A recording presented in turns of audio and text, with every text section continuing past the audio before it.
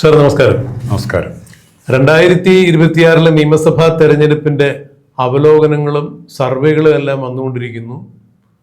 സംസ്ഥാന സർക്കാരിന്റെ intelligence report തന്നെ UDFന് അനുകൂലമായ ഒരു ജനവിധി ഉണ്ടാകും എന്ന് തന്നെയാണ് മനസ്സിലാക്കാൻ കഴിയുന്നത്. അത് നമുക്ക് ഫലപ്രദമായ അല്ലെങ്കിൽ വിശ്വസനീയമായ കേന്ദ്രത്തിൽ നിന്ന് കിട്ടിയ വാർത്തകൾ അങ്ങനെയാണ് മനസ്സിലാക്കാൻ കഴിയുന്നത്. മാത്രമല്ല പല പ്രൈവറ്റ് സർവേകളും എല്ലാം വരുന്നത് UDFന് അനുകൂലമായ രീതിയിൽ ഒരു വിധിയെഴുത്ത് ഉണ്ടായിരിക്കുന്നു എന്ന് തന്നെയാണ്. ഫലത്തിൽ UDFന്റെ മന്ത്രിസഭ 2026 മെയ് 4 ശേഷം അധികാരത്തിൽ വരും എന്നൊക്കെയാണ് പറയപ്പെടുന്നത്. എൻ്റെ 1-2 സംശയങ്ങളാണ് ഞാനിപ്പോൾ താങ്കളുമായി പങ്കുവയ്ക്കാൻ ശ്രമിക്കുന്നത്.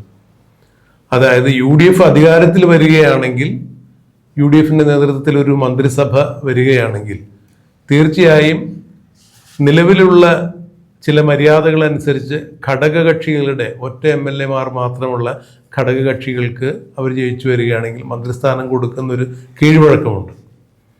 അങ്ങനെയാണെങ്കിൽ വടകരയിൽ നിന്നും ജയിച്ചു വരുന്ന സർവേ പ്രകാരം KK രമ, അതായത് TP ചന്ദ്രശേഖരൻ്റെ വിധവയായ KK രമ വടകരയിൽ നിന്ന് ജയിക്കും എന്ന് തന്നെയാണ് സർവേ റിപ്പോർട്ടുകൾ പറയുന്നത്. അങ്ങനെയാണെങ്കിൽ RMPയുടെ സ്ഥാനാർത്ഥിയായി ജയിച്ചെത്തുന്ന രമയ്ക്ക് മന്ത്രിസ്ഥാനം കിട്ടും. കീഴ്വഴക്കമനുസരിച്ച് UDFന് മന്ത്രിസഭ രൂപീകരിക്കാൻ അവസരമുണ്ടെങ്കിൽ തീർച്ചയായും രമ മന്ത്രിയാണ്.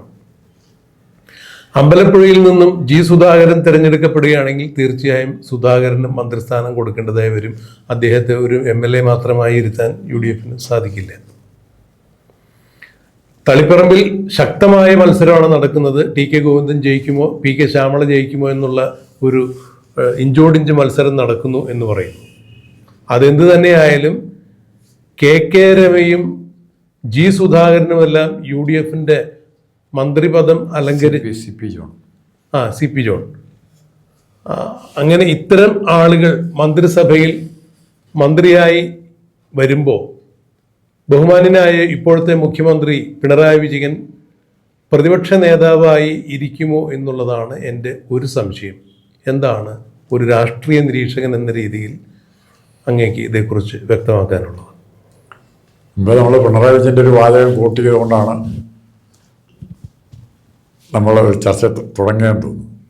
വീണ്ടും നമുക്ക് ഈ ചർച്ചയും പിണറായി വിജയൻ്റെ ആ വാചകം തന്നെ വീണ്ടും നമുക്ക് കോട്ട് ചെയ്യാം. ഇത് പിണറായി വിജയൻ്റെ കാര്യത്തിലാണ്. ഈ പാർട്ടിയെ കുറിച്ച് ഒരു ചുക്കും അറിയില്ല, പാർട്ടി എന്നുള്ളത് മാറ്റിയിട്ട് നമുക്ക് പിണറായിയെ കുറിച്ച് നിങ്ങൾക്ക് ഒരു ചുക്കും അറിയത്തില്ല എന്ന് ഞാൻ പറയാൻ ആഗ്രഹിക്കുന്നു. കാരണം പിണറായി വിജയൻ്റെ ഇപ്പോഴത്തെ മാനസികാവസ്ഥ, രാഷ്ട്രീയ അവസ്ഥയല്ല പറയുന്നത്, മാനസികാവസ്ഥ, അധികാരമില്ലാതെ ഒരു നിമിഷം കഴിയാൻ പറ്റുന്ന രീതിയിലല്ല അദ്ദേഹത്തിൻ്റെ മാനസികാവസ്ഥ. ഈ അധികാരമില്ലാതെ കഴിയണമെങ്കിൽ എല്ലാം ഉപേക്ഷിച്ച് VD സതീശൻ പറഞ്ഞ വനവാസത്തിന് പോകാനുള്ള മനസ്സുണ്ടാകണം. അങ്ങനെ ഒരു വൈരാഗിയുടെ മനസ്സ് സൂര്യലോകതയിൽ മാത്രം അധികാരത്തെ കണ്ട പിണറായി വിജയൻ ഉണ്ടാവുകയില്ല. പിന്നെന്താ മാർഗം? പിന്നെ കാറും അകമ്പടിയും വലിയ താമസിക്കാൻ വലിയ ബംഗ്ലാവുകളും ഒക്കെ വേണമെന്നുണ്ടെങ്കിൽ ഒറ്റ മാർഗമേ ഉള്ളൂ. അത് എത്ര നാണം കെട്ടാണെങ്കിലും ഭരണം കിട്ടിയാൽ പ്രതിപക്ഷ നേതാവായിട്ടിരിക്കുക. നിയമസഭയിലേക്ക് പോകണമെന്നല്ല, ഡെപ്യൂട്ടി ആരെങ്കിലും വല്ലപ്പോഴെങ്കിലൊക്കെ പോയാൽ അറ്റൻഡൻസ് അയക്കാൻ മാത്രം പോയാൽ മതി. ബാക്കി ഒരു മന്ത്രി എന്നുള്ള നിലയിലുള്ള എല്ലാ സൗകര്യങ്ങളും ക്യാബിനറ്റ് റാങ്കിൻ്റെ പ്രൗഢിയുടെ തന്നെ അധികാരങ്ങൾ കർത്തങ്ങളിലേക്ക് വഴുതിപ്പോകാതെ പിണറായി വിജയന് അപ്പോഴും ഇവിടെ ജീവിക്കാൻ പറ്റും. പിണറായി വിജയന് പ്രതിപക്ഷ നേതാവായി കൊണ്ടാടാൻ ഇവിടുത്തെ സാംസ്കാരിക ലോകവും മറ്റ് സാമൂഹ്യ പ്രവർത്തകരും തയ്യാറാവും, മാധ്യമങ്ങളും തയ്യാറാവും. പിണറായി വിജയൻ്റെ ഓരോ സ്റ്റേറ്റ്മെൻറ്റും എന്നും വാർത്തയായിരിക്കും. പക്ഷെ ഒന്നുണ്ട്, പിണറായി വിജയൻ പഠിച്ചു. നാണം കെട്ടും പണം നേടിക്കൊണ്ടാൽ നാണക്കെട പണം തീർത്തുകൊള്ളും എന്നുള്ള കുഞ്ഞൻ നമ്പ്യാർ വചനം പിണറായി വിജയന് ബാധകമാണ്. എങ്ങനെയെങ്കിലും അധികാരം കിട്ടിയാൽ, പറ്റുമെങ്കിൽ ഭരണകക്ഷി മുഖ്യമന്ത്രി, അല്ലെങ്കിൽ പ്രതിപക്ഷ നേതാവ്, അതിനപ്പുറത്തേക്ക് പോയി ഏതെങ്കിലും തരത്തിൽ DMK സ്റ്റാലിനെ കൊണ്ട് പറയിപ്പിച്ചോ എവിടെയെങ്കിലും കോൺഗ്രസിൻ്റെ തന്നെ ഒരു മുന്നണിയുടെ ഭാഗമാകാൻ തീരെ ദുർബലമായാൽ ഒന്നുറപ്പിച്ചു BJP പ്ലാറ്റ്ഫോമിലേക്ക് വരാനാണ് എന്നുള്ള നാട്യത്തിൽ ശ്രീ പിണറായി വിജയനും മറ്റാരും വന്നില്ലെങ്കിലും ശ്രീ പിണറായി വിജയനും മുഹമ്മദ് റിയാസും UDF മുന്നണിയിലേക്ക് വരാൻ ഒരു മടിയും കാണിക്കണം. അതായത് ഈ 2026 നിയമസഭാ തെരഞ്ഞെടുപ്പിൽ CPM തോൽവി സംഭവിക്കുകയും UDF ഭരണത്തിൽ വരികയും ചെയ്തു കഴിഞ്ഞിട്ടുണ്ടെങ്കിൽ പിന്നീട് അധികാരമില്ലാതെ ജീവിക്കാൻ പറ്റില്ല എന്നുള്ള അവസ്ഥയിലേക്ക്, മാനസികാവസ്ഥയിലേക്ക് മാറിയിരിക്കുന്നതിനാൽ ബഹുമാന്യനായ മുഖ്യമന്ത്രി പിണറായി വിജയൻ ഭരണത്തിൻ്റെ അധികാര കേന്ദ്രങ്ങളിലേക്ക് വരുന്നതിന് വേണ്ടി ഒന്നുകിൽ പ്രതിപക്ഷ നേതൃസ്ഥാനം അദ്ദേഹം ഏറ്റെടുക്കും, അല്ല എന്നുണ്ടെങ്കിൽ മറ്റ് രാഷ്ട്രീയ അലയൻസിലൂടെ വീണ്ടും അദ്ദേഹം UDFിലേക്ക് വരും എന്നാണോ താങ്കൾ? അല്ല, അദ്ദേഹത്തിന് പേഴ്സണലായിട്ട് പിണറായി വിജയന് താല്പര്യം BJP പോകുന്നതിനായിരിക്കും പേഴ്സണലായിട്ട്.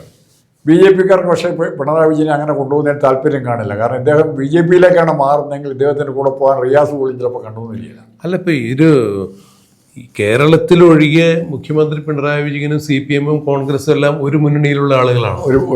അപ്പോൾ അങ്ങനെയാണ് എന്നുണ്ടെങ്കിൽ അത് കൂടുതൽ വിപുലപ്പെടുത്തി അതിൻ്റെ ഭാഗമായി നിന്നുകൊണ്ട് പിണറായി വിജയൻ ഇനിയുള്ള രാഷ്ട്രീയ ജീവിതം അങ്ങനെ ചെലവഴിക്കും എന്ന് പറയാൻ സാധിക്കും. ആകാമല്ലോ. ഇപ്പോൾ ഇന്ത്യ മുന്നണിയുടെ ചെയർമാനായിട്ട്, അഖിലേന്ത്യാ ചെയർമാനായിട്ട് ചന്ദ്രബാബു നായിഡു പഴയ UPയുടെ നേതൃത്വത്തിലിരുന്നില്ലേ, അതുപോലെ ഇയാൾക്ക് ഇരിക്കാമല്ലോ. അല്ല, ഇവിടെ അറിയപ്പെടുന്ന കമ്മ്യൂണിസ്റ്റ് നേതാവുകളില്ലേ, ബംഗാളിലൂടെ പഴയ സ്ഥിതി തന്നെയാണെങ്കിൽ ഉറപ്പായിട്ടും ഇന്ത്യയിലെ കമ്മ്യൂണിസ്റ്റ് നേതാവും. അല്ല, എനിക്ക് തോന്നുന്നു കഴിഞ്ഞ തവണ ഈ തെരഞ്ഞെടുപ്പ് നടക്കുന്ന സമയത്ത് മറ്റുള്ള സംസ്ഥാനങ്ങൾ ഇന്ത്യ മുന്നണിക്ക് വേണ്ടിയിട്ട് സംസാരിക്കാൻ പോകാതിരുന്ന ഒരേ ഒരു കമ്മ്യൂണിസ്റ്റ് നേതാവ് പിണറായി വിജയനാണ് തോന്നുന്നത്. കാരണം അദ്ദേഹം ആ സമയത്ത് ടൂറിന് പോവുകയായിരുന്നു ചെയ്തത്. ടൂറിന് പോകുന്നുണ്ടോ, കണ്ണിൻ്റെ ഓപ്പറേഷന് പോകാന്ന് പറഞ്ഞു. പക്ഷെ ആർക്കും അറിയത്തില്ല എങ്ങനെ എപ്പോഴും എങ്ങോട്ടാ ഊരി കിടന്നാർക്കും അറിയത്തില്ല, ഇപ്പോൾ എവിടെയാന്ന് അറിയില്ല. അല്ല ഇപ്പോഴത്തെ കാര്യമല്ല ഞാൻ പറഞ്ഞത്. ഈ കഴിഞ്ഞ തെരഞ്ഞെടുപ്പിന് സമയത്ത് ഇന്ത്യ മുന്നണി മത്സരിക്കുന്ന സമയത്ത് മറ്റ് സംസ്ഥാനങ്ങളിൽ ലോക്സഭാ തെരഞ്ഞെടുപ്പിനോടനുബന്ധിച്ച് മറ്റ് സംസ്ഥാനങ്ങളെ അതിന് അവിടെ നിന്ന് സംസാരിക്കാൻ വേണ്ടി പിണറായി വിജയന്റെ സാന്നിധ്യം ഉണ്ടായിരുന്നില്ല. ആ സമയത്ത് അദ്ദേഹം യാത്ര പോവുകയാണ് ചെയ്യുന്നത്. അതായത് അദ്ദേഹം ഇവിടെ നേരിട്ട് എതിർക്കുന്ന ആളുകൾക്ക് അവിടെ പോയി വോട്ട് ചോദിക്കാൻ അദ്ദേഹത്തിന് നേരിട്ട് ഒരു ബുദ്ധിമുട്ടുണ്ടാവും എന്നാണ് അതിലൂടെ രാഷ്ട്രീയ നിരീക്ഷകർ സൂചിപ്പിച്ചത്. അങ്ങനെയെങ്കിൽ ഇപ്പോൾ 2026 നിയമസഭാ തെരഞ്ഞെടുപ്പിന്റെ ഫലപ്രഖ്യാപനം വരുമ്പോൾ CPMന് ഭൂരിപക്ഷം കിട്ടുന്നില്ല എന്നുണ്ടെങ്കിൽ വീണ്ടും തുടർച്ചയായി 10 വർഷം അധികാരത്തിലിരുന്നിപ്പോൾ 48-കാരനാകുമ്പടിയോടുകൂടി സഞ്ചരിക്കുക, എപ്പോഴും തനിക്ക് ചുറ്റും ആളും ആരവവും ഉണ്ടായിരിക്കണം, അല്ലെങ്കിൽ അധികാരത്തിൻ്റെ വെൺകൊറ്റക്കുടയും ഛത്രചാമരങ്ങളുമെല്ലാം തനിക്കുണ്ടായിരിക്കണം എന്നുള്ള ഒരു ധാരണയോടുകൂടി മുഖ്യമന്ത്രി പദത്തിലിരുന്നു കൊണ്ട് വാളരുളുന്ന സഖാവ് പിണറായി വിജയന് ഇനിയും അധികാരമില്ലാതെ കഴിയാൻ പറ്റില്ല എന്നുള്ളതിൻ്റെ അടിസ്ഥാനത്തിൽ പ്രതിപക്ഷ നേതൃനിരയിലോ അല്ല എന്നുണ്ടെങ്കിൽ ഇന്ത്യ മുന്നണിയുടെ തന്നെ മറ്റേതെങ്കിലും സൗകര്യപ്രദമായ അല്ലെങ്കിൽ നേതൃസ്ഥാനത്തേക്ക് അദ്ദേഹം വരും എന്നുള്ള ആ ഒരു കാഴ്ചപ്പാട് അദ്ദേഹത്തിൻ്റെ രാഷ്ട്രീയ ജീവിതത്തിൽ എന്തെല്ലാം ചലനങ്ങളുണ്ടാകും? രാഷ്ട്രീയ ജീവിതത്തിൽ ഉദാഹരണത്തിന് CPMന്റെ അവസ്ഥ എന്തായിരിക്കും എന്ന് ആലോചിക്കാതെ നമുക്കൊരു പിണറായി വിജയൻ്റെ രാഷ്ട്രീയത്തെ പറ്റി പറയാൻ പറ്റില്ല. നമ്മളിപ്പോൾ ഒരു വലിയ നേതാവുണ്ടായിരുന്നു, MLAക്ക് രാമേന്ദ്രൻ നായർ, അദ്ദേഹത്തെ പറ്റി ഇപ്പോൾ കേൾക്കുന്നുണ്ട്. ഇപ്പോൾ സ്വരാജിനെ 2-3 ദിവസത്തേക്ക് കൊണ്ടുവന്നു, ഇപ്പോൾ സ്വരാജിനെ പറ്റി കേൾക്കുന്നുണ്ടോ? എന്ത് കേൾക്കാത്ത? അപ്പോൾ ഇവർക്ക് പിണറായി വിജയൻ്റെ ചെൽപ്പടിക്ക് നിൽക്കുന്ന, അല്ലെ പിണറായി വിജയനേക്കാളോ റിയാസിനേക്കാളോ ഏതെങ്കിലും ഒരു അണുവിട വളരാൻ സാധ്യതയുള്ള ഒരൊറ്റ ഒരുത്തനെ ഇതിൻ്റെ ലീഡർഷിപ്പിൽ ഘടിപ്പിക്കുകയില്ല ഇപ്പം തൽക്കാലം. മറിച്ച് അത് വരണമെങ്കിൽ കേരളത്തിൽ സമ്പൂർണ്ണ തോൽവി ഏറ്റുവാങ്ങിയ ശേഷം പിണറായി വിജയനെ കാണുമ്പോഴത്തേക്ക് ആൾക്കാർ മാറിപ്പോകും, സെക്രട്ടേറിയറ്റിൽ ആൾക്കാർ മാറിപ്പോകും. ഇപ്പോൾ പുറത്തു വന്നിരിക്കുന്ന ഈ രാഷ്ട്രീയ സർവേകളൊക്കെ ഉൾപ്പെടെ പരിശോധിക്കുമ്പോൾ 2026 നിയമസഭാ തെരഞ്ഞെടുപ്പിൽ ഒരു വലിയ പരാജയം ഇടതുമുന്നണിക്ക് ഉണ്ടാവുകയാണെങ്കിൽ ഇടതുമുന്നണിയുടെ ഒരു 2ാം നിര നേതൃനിര ഇവിടെ രൂപപ്പെട്ടു വരാനുള്ള സാധ്യത ഉണ്ടാകില്ല. അവിടെ പിണറായി വിജയനൊക്കെ തീരെ അപ്രസക്തനാവുന്നൊരു കാഴ്ച ഉണ്ടാവില്ലേ? അതിന് സമയമെടുക്കും എന്ന് പറഞ്ഞാൽ ഇടതുപക്ഷത്തിന് ഈ ഇപ്പോൾ കുറേ വർഷങ്ങളായിട്ട് രാഷ്ട്രീയ പ്രശ്നങ്ങളോ സാമ്പത്തിക പ്രശ്നങ്ങളോ മറ്റെന്തെങ്കിലും പ്രശ്നങ്ങളോ ഉയർത്തി ദേശവ്യാപകമായോ സംസ്ഥാന വ്യാപകമായോ ഒരു മൂവ്മെൻറ്റ് സംഘടിപ്പിക്കാൻ പറ്റില്ല. പിന്നെ ആകെ ചെയ്യാവുന്നത് ഈ SFI പിള്ളേരെ കൊണ്ട് വല്ല ടീച്ചേഴ്സിനെതിരായിട്ട് ടീച്ചേഴ്സിൻ്റെ തലമുടി കുത്തിന് പിടിച്ച് വലിക്കാനോ അവരുടെ ബ്ലൗസ് വലിച്ചു കയറാനോ അവർക്ക് ശവക്കോട്ട പണിയാനോ ഒക്കെ ആയിട്ട് മാത്രമേ ഏതെങ്കിലും അത്തരം പ്രക്ഷോഭം നടന്നിട്ടുള്ളൂ. എന്തിന് ചൂണ്ടുള്ളവരുടെ സമരം വാടാകൂടാ സമരം പോലും നടന്നിട്ടില്ല. ആ അത്രയ്ക്ക് മാത്രം ദുർബലമായ, പിന്നെ കുറേ മിച്ചമുള്ള കുറേ കൈക്കൂലി മേടിക്കാൻ മാത്രം നോക്കിയിരിക്കുന്ന കുറേ NGO സർവീസ് സംഘടനകളുണ്ട്. ഏതെല്ലാം തരത്തിൽ സർക്കാരിനെ പറ്റിക്കാമെന്ന് നോക്കിയിരിക്കുക. ഇതാണ് ഇന്ന് പിണറായി വിജയൻ്റെ ആകെ സംഘടനാപരമായ അസറ്റ്. അല്ല സാർ, ഇപ്പോൾ മറ്റൊരു കാര്യം നമ്മൾ എടുത്തു പറയുമ്പോൾ ഇപ്പോൾ UDFന് അധികാരം കിട്ടുകയാണെങ്കിൽ തീർച്ചയായും അവർ അധികാരം നിലനിർത്തുന്നതിലുപരിയായി അവരുടെ സംഘടനയെ സംബന്ധിച്ചിടത്തോളം അതിന് ശക്തിപ്പെടുത്തുന്നതിന് വേണ്ടിയിട്ട് ഇന്നിപ്പോൾ ഈ 10 വർഷക്കാലം പിണറായി വിജയൻ്റെ ഭരണത്തിന് കീഴിലുണ്ടായിട്ടുള്ള എല്ലാ അഴിമതികളും ഒന്നൊന്നായി പുറത്തു കൊണ്ടുവരാൻ അവർ ശ്രമിക്കും. കാരണം അത് സംഘടനാപരമായി കോൺഗ്രസ് നിലനിൽക്കണമെന്നുണ്ടെങ്കിൽ ജനങ്ങളുടെ മുന്നിലേക്ക് ഈ കഴിഞ്ഞ രണ്ട് ടേമിലായി പ്രവർത്തിച്ച പിണറായി വിജയൻ സർക്കാരിൻ്റെ പൊള്ളത്തരങ്ങളും അഴിമതികളും തുറന്നു കാണിക്കാൻ കിട്ടുന്ന ഏറ്റവും വലിയ അവസരമാണ് അവർക്ക്. അങ്ങനെയാണെങ്കിൽ സ്വന്തം സംഘടനയെ ശക്തിപ്പെടുത്തുന്നതിൻ്റെ ഭാഗമായി ഇതെല്ലാം ഒന്നൊന്നായി പുറത്തു കൊണ്ടുവരാൻ സാധ്യതയുണ്ട്. ആ തരത്തിലാണെങ്കിലും ഒന്നിനു പുറകെ ഇപ്പം മാസപ്പടി ഉൾപ്പെടെയുള്ള പല കേസുകളും മുഖ്യമന്ത്രിയുടെ മകളായ വീണ വിജയനെതിരെയുള്ള കേസുകൾ SFIO സീരിയസ് ഫുഡ് ഇൻവെസ്റ്റിഗേഷൻ അന്വേഷിക്കുന്നു. മകനും അതിൽ പരാമർശിക്കപ്പെട്ടു, ED നോട്ടീസ് അയച്ചു എന്നുള്ള വാർത്തകളൊക്കെ പുറത്തു വരികയുണ്ടായി. പിണറായി വിജയന്റെ പേരിൽ തന്നെയുള്ള ലാവലിംഗ് കേസ് സുപ്രീം കോടതിയിൽ 50 പ്രാവശ്യത്തിലധികം മാറ്റിവെക്കപ്പെട്ടിട്ടുണ്ട് എന്ന് പറയുമ്പോൾ തീർച്ചയായും ഈ കേരളത്തിൽ ഒരു പിണറായി വിരുദ്ധ സർക്കാർ ഉണ്ടാവുകയാണെങ്കിൽ, അതായത് UDF സർക്കാർ ഉണ്ടാവുകയാണെങ്കിൽ അത്തരം പല വിഷയങ്ങളും ആക്കം കൂട്ടുവാൻ, മുന്നോട്ട് കൊണ്ടുവരാൻ, അതിൻ്റെ അന്വേഷണങ്ങൾ ത്വരിതപ്പെടുത്തുവാനായിട്ട് ഈ UDF സർക്കാർ എന്തായാലും ശ്രമിക്കുന്നുള്ളതിന് യാതൊരു തർക്കമില്ല. അങ്ങനെയാണെങ്കിൽ CPM-നകത്ത് നിന്നുകൊണ്ട് തന്നെ പിണറായി വിജയനെതിരായ ഒരു നിര ഉയർന്നു വരാനുള്ള സാധ്യതകൾ ഉണ്ടാകുമല്ലോ. ഇനിയും ഈ പാർട്ടി നശിക്കാൻ പാടില്ല. യഥാർത്ഥ കമ്മ്യൂണിസ്റ്റുകാർ ഇപ്പോഴും ഈ കേരളത്തിൽ ഇടതുപക്ഷം നിലനിൽക്കണമെന്ന് ആഗ്രഹിക്കുമ്പോൾ പിണറായിസം തുടർച്ച മാറ്റുന്നതിൻ്റെ ഭാഗമായി പിണറായി വിജയനെ സ്ഥാനഭ്രഷ്ടനാക്കാൻ, അതായത് CPM-ന്റെ അധികാര കേന്ദ്രങ്ങളിൽ നിന്ന് മാറ്റി നിർത്താൻ വേണ്ടി ഒരു ശ്രമം ഉണ്ടാകില്ലേ? അങ്ങനെ ഒരു ശ്രമം തീർച്ചയായിട്ടും ഉണ്ടാവും. ആ ശ്രമം ഉണ്ടാകണമെങ്കിൽ പ്രധാന പ്രശ്നം വെച്ചാൽ അതിന് ലീഡർഷിപ്പ് എന്ന് പറഞ്ഞ പ്രശ്നമുണ്ട്. ഇപ്പോൾ ലീഡർഷിപ്പില്ല. പിന്നെ എന്തെങ്കിലും ഒരു ചാൻസ് ആ രീതിയിലൊരു പുനരേകീകരണത്തിന് കിട്ടണമെങ്കിൽ ഒറ്റ മാർഗ്ഗമേ ഉള്ളൂ. ബംഗാളിൽ ഒരു 10-15 സീറ്റെങ്കിലും അവർ ജയിക്കാമെന്നുണ്ടെങ്കിൽ പിന്നെ മുദ്രാവാക്യം വിളിച്ചുകൊണ്ട് നടക്കാം, കേരളം ഞങ്ങൾ ബംഗാളാക്കുമെന്നും പറഞ്ഞ്. അല്ല, ഇപ്പം ഈ മറിച്ച് അത് സംഭവിക്കുന്നില്ലെങ്കിൽ, പൂർണ്ണമായ തകർച്ച ഉണ്ടാകുന്നെങ്കിൽ ഇത് സംഘടന ഉണ്ടാക്കിയെടുക്കണേ 10, 15, 20. അപ്പോൾ പിണറായി വിജയൻ എന്നവിടെ പ്രസക്തമല്ല. കംപ്ലീറ്റ് പുതിയ ലീഡർഷിപ്പ് വരണം. അവിടെ നോക്കുമ്പോഴാണ് മാർക്സിസ്റ്റ് പാർട്ടി ഒരു ഇരുണ്ട ഗോളം നമ്മൾ കാണുന്നത്. ലീഡർഷിപ്പ് ഇല്ല. അല്ല, ഇപ്പോൾ ഈ മുഖ്യമന്ത്രി എന്ന പദം നഷ്ടപ്പെടുകയാണെന്നുണ്ടെങ്കിൽ CPM-ന് വലിയ തിരിച്ചടി 2026 ഉണ്ടാണെങ്കിൽ ഇപ്പോൾ CPM-ന്റെ ദേശീയ സെക്രട്ടറിയായ MA ബേബി ഉൾപ്പെടെ ആളുകൾ, അതായത് ഇപ്പോൾ MA ബേബി, അതുപോലെ തോമസ് ഐസക്ക് ഉൾപ്പെടെയുള്ള ആളുകൾ, അങ്ങനെ ഒരു അച്ചുതണ്ട് KK ശൈലജ, ശ്രീമതി ടീച്ചർ, ജയരാജന്മാർ, ഇവരൊക്കെ കൂടിയ ഒരു മറ്റൊരു അച്ചുതണ്ട് പിണറായി വിജയനെതിരെ രൂപം കൊള്ളാനും കമ്മ്യൂണിസത്തിന് മറ്റൊരു മുഖം കേരളത്തിൽ അവതരിപ്പിക്കപ്പെടാനുള്ള സാധ്യതയില്ലേ? ഇതിൽ ലീഡർഷിപ്പ് കാട്ടിട്ടുള്ള ആരുണ്ട്? അല്ല, ഇപ്പോൾ തോമസ് ഐസക്കും MA ബേബിയും ഒക്കെ അവർ പരാജയപ്പെട്ടവരല്ലേ. ഇപ്പോൾ MA ബേബി എപ്പോഴാണ് വെള്ളത്തിലാകാൻ പോകുന്നറിയോ? കേരളത്തിലും തോറ്റു, ബംഗാളിലും തോറ്റെങ്കിൽ പിന്നെ ഉടനെ പറയും നിങ്ങൾ 2 സ്ഥലത്തും തോറ്റു, ഇനി നിങ്ങൾ സ്റ്റേറ്റ് സെക്രട്ടറി ആകണ്ടെന്ന് പറയും. മറിച്ച് വരാൻ പോകുന്ന ഒത്തിരി ചാൻസുകളുണ്ട്. ഇവരുടെ MA ബേബിയെ കൗണ്ടർ ചെയ്യാൻ ഉദ്ദേശിക്കുന്ന പിണറായി വിജയൻ ഗ്രൂപ്പുകാർ കൗണ്ടർ ചെയ്യാൻ ഉദ്ദേശിക്കുന്ന ബംഗാളിലെ തോൽവിയും കൂടെ പറഞ്ഞുകൊണ്ടായിരിക്കും. MA കൊണ്ട് ഓൾ ഇന്ത്യ സെക്രട്ടറി 2 സ്റ്റേറ്റിൻ്റെ ഉത്തരവാദിത്തം. അങ്ങനെയാണെങ്കിൽ പോലും ഈ നോക്കൂ, ഇപ്പോൾ ജയരാജന്മാരെല്ലാവരും അതൃപ്തിയിൽ തന്നെയാണ്, അവരെ വെട്ടിയൊതുക്കി നിർത്തിക്കൊണ്ട അവസ്ഥയിലാണ്.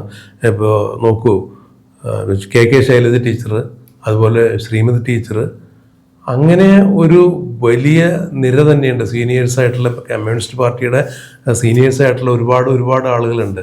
അങ്ങനെയെങ്കിൽ ഇവിടെ ഈ പാർട്ടി ഇടതുപക്ഷം ശക്തമായി ഇനിയും നിലനിൽക്കണം. ഇനിയും ഇത്തരത്തിലുള്ള അപജയങ്ങൾ പാർട്ടിക്ക് ഉണ്ടാകരുത്. അതുകൊണ്ട് നേതൃമാറ്റം പാർട്ടിയിലും ഉണ്ടാകണം എന്നുള്ളൊരു ധാരണ വരില്ലേ? ഇത് നിങ്ങൾ ശ്രീമതി ടീച്ചർ ആരോഗ്യമന്ത്രി ആയിരുന്നപ്പോഴും ശൈലജ ടീച്ചർ ആരോഗ്യമന്ത്രി ആയിരുന്നപ്പോഴുള്ള ഈ സ്പ്രിംഗിൾ ഉൾപ്പെടെ അങ്ങനെ പല പ്രശ്നങ്ങളും ഇതൊന്നും പിണറായി വിജയൻ അറിയത്തില്ലെന്നാണ് വിചാരിക്കുന്നത്. അതെ, ഇവർ ചെയ്തിരിക്കുന്ന മുഴുവൻ അഴിമതിയുടെയും രേഖകൾ പിണറായി വിജയൻ്റെ കയ്യിലുണ്ടാവും. അപ്പോൾ ഇവരൊക്കെ സ്വസ്ഥമായിട്ട് അങ്ങനത്തെ ഒരു പാർട്ടി പ്രവർത്തനം നടത്താൻ പറ്റില്ല. പിന്നെ ചെറുപ്പക്കാർ സെറ്റ് സംഘടിക്കാം ഇവരെ സപ്പോർട്ടോടുകൂടി. ചെറുപ്പക്കാർ സെറ്റ് എന്നാൽ തൽക്കാലം പറയാൻ പറ്റുന്നത് ആരെ? റഹീമിൻ്റെ പേര് പറയാൻ പറ്റുമോ? റിയാസിൻ്റെ പേര് പറയാൻ പറ്റുമോ? പിന്നെ ഷംസീർ പുറത്തുണ്ട്. ഷംസീറൊക്കെ അതൃപ്തനായിട്ട് നിൽക്കുകയാണ്. പിന്നെ അവിടുന്ന് ഒരു സമ്പത്തുണ്ട് തിരുവനന്തപുരം. അപ്പൊ അങ്ങനെ കുറെ പേര് ലീഡർഷിപ്പ് കൊടുക്കുകയും മുതിർന്ന നേതാക്കന്മാർ, ഒരു പരിധി ബാലഗോപാലും ഒക്കെ എതിർചേരിയിലേക്ക് വരാനുള്ള സാധ്യതയുണ്ട്. മുതിർന്ന നേതാക്കന്മാർ അവർക്ക് പിന്തുണ കൊടുക്കുകയും ചെയ്താൽ മാത്രമേ CPM-ന് ഒരു റിവൈവലിനെ കുറ്റാൻ. അല്ല, അങ്ങനെ ഒരു അച്ചുതണ്ട് ഉണ്ടാവാനുള്ള ഒരു സാധ്യത തള്ളിക്കളയാൻ സാധിക്കില്ലല്ലോ. അത് കളയാൻ പറ്റില്ല. കളയാൻ പറ്റില്ല. അപ്പോൾ തീർച്ചയായും ഈ 2026 തെരഞ്ഞെടുപ്പിൽ UDF മേൽക്കൈ ഉണ്ടാവുകയാണെങ്കിൽ UDF ഭരണം വരിക എന്ന് പറഞ്ഞു കഴിഞ്ഞാൽ ഫലത്തിൽ CPM കേരളത്തിൽ പരാജയപ്പെടുന്നു എന്നുള്ളതിലുപരി CPM-നകത്ത് പിണറായി വിജയൻ ചോദ്യം ചെയ്യപ്പെടാനാവാത്ത നേതാവ് എന്ന ആ ഒരു ധാരണ മാറും.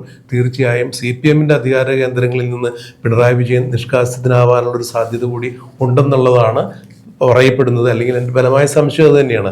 പലരും ചൂണ്ടിക്കാണിക്കുന്നതും അത് തന്നെയാണ്. അങ്ങനെ ഉണ്ടാവാനുള്ള സാധ്യത തള്ളിക്കളയാൻ പറ്റില്ല എന്നുണ്ടെങ്കിൽ CPM കേരളത്തിൽ രക്ഷപ്പെടും എന്ന് തന്നെയാണ് പല രാഷ്ട്രീയ നിരീക്ഷകരും ചൂണ്ടിക്കാണിക്കുന്നത്. അതെ, അപ്പോൾ അത് പിണറായി വിജയന്റെ നേതൃത്വത്തിൽ നിന്ന് മാറി ആ പിടിയിൽ നിന്ന് CPM വിമോചനം നേടുകയാണെങ്കിൽ തീർച്ചയായും യഥാർത്ഥ കമ്മ്യൂണിസം നിലനിൽക്കണം എന്ന ആഗ്രഹമുള്ള ഒരു പറ്റം നേതാക്കന്മാരുടെ ഒരു നേതൃനിര അതിലുണ്ട്. യുവാക്കളെ കൂട്ടിയിണക്കിക്കൊണ്ട് അത്തരത്തിലൊരു മുന്നേറ്റം നടത്തി കഴിഞ്ഞാൽ തീർച്ചയായും കമ്മ്യൂണിസത്തിന് ഇനി തിരിച്ചു വരാൻ പറ്റുമായിരിക്കും എന്നുള്ള വിശ്വാസമുണ്ട്. എന്തായിരിക്കും ഇക്കാര്യത്തിൽ സംഭവിക്കുക എന്നുള്ളത് നമുക്ക് കണ്ടറിയാം. കമ്മ്യൂണിസം എന്ന് പറയുമ്പോൾ നമ്മൾ ചെറിയ ക്വാളിഫിക്കേഷൻ പറഞ്ഞാൽ മതി.